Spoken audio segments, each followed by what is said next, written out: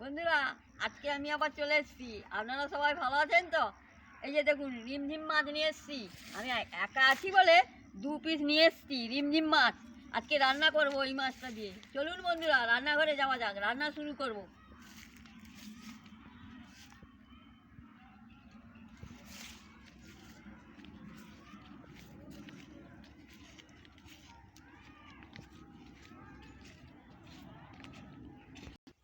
এবার আমি মাছটা কেটে ধুয়ে নিয়ে চলে এসেছি। এবার আমি নুন হলুদটা মাখিয়ে নিচ্ছি।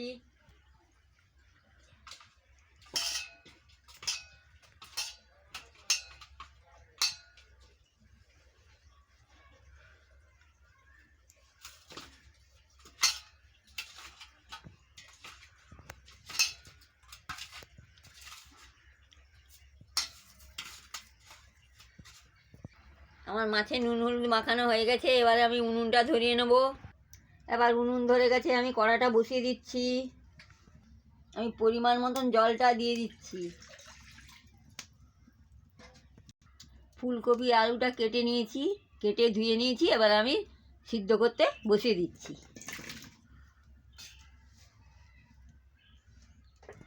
পরিমাণ মতন নুনটাও দিয়ে দিচ্ছি।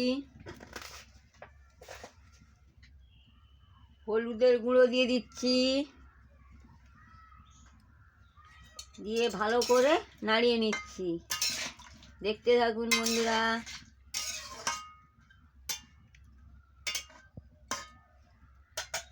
এবার আমি ঢাকাটা দিয়ে দিচ্ছি। সিদ্ধ হয়ে গেলে আমি ফিরে আসছি। এবার আমি ঢাকাটা খুলে নিচ্ছি।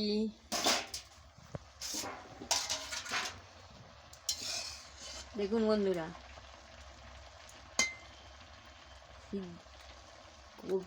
ফুলকপি আর আলুগুলো সিদ্ধ হয়ে গেছে। এবার আমি নামিয়ে নিচ্ছি।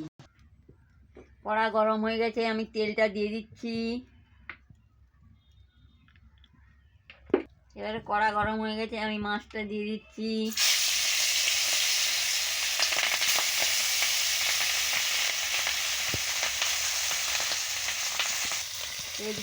এক দিকটা হয়ে গেছে, আর এক দিকটা উল্টে নিচ্ছি।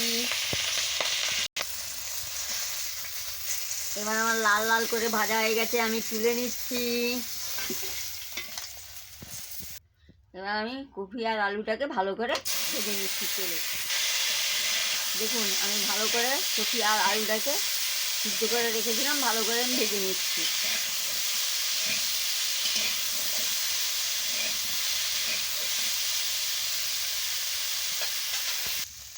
এবার আমার ভাজা হয়ে গেছে, আমি নামিয়ে নিচ্ছি। এবার কড়া গরম হয়ে গেছে, আমি তেল দিয়ে দিচ্ছি। তেল গরম হয়ে গেছে, আমি রসুন বাটাটা দিয়ে দিচ্ছি, দিয়ে ভালো করে ভেজে নিচ্ছি। এবার পেঁয়াজ কুচি দিয়ে দিচ্ছি, দিয়ে ভালো করে পেঁয়াজ কুচিটাকে ভেজে নিচ্ছি।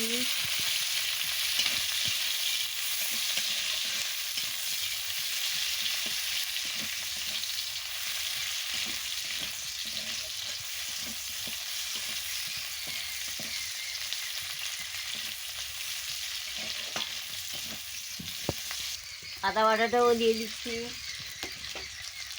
আদা বাটা দিয়ে ভালো করে মশলাটাকে কষাচ্ছি।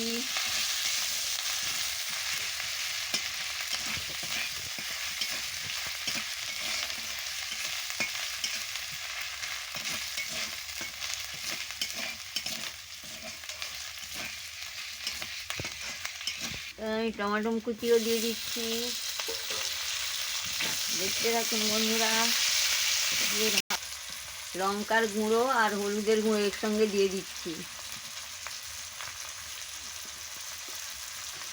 সামান্য একটু জল দিয়ে দিচ্ছি, দিয়ে মশলাটাকে ভালো করে কষিয়ে নিচ্ছি। মশলাটা কষানো হয়ে গেছে, ফুলকপি আর আলুটা দিয়ে দিচ্ছি মশলার সঙ্গে, দিয়ে ভালো করে কষিয়ে নিচ্ছি।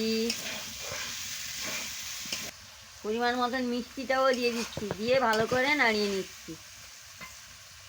এবারে আমি ধনে পাতা দিয়ে দিচ্ছি, দিয়ে ভালো করে আনাজগুলোকে কষিয়ে নিচ্ছি। এবার আমি পরিমাণ মতন জলটা দিয়ে দিচ্ছি,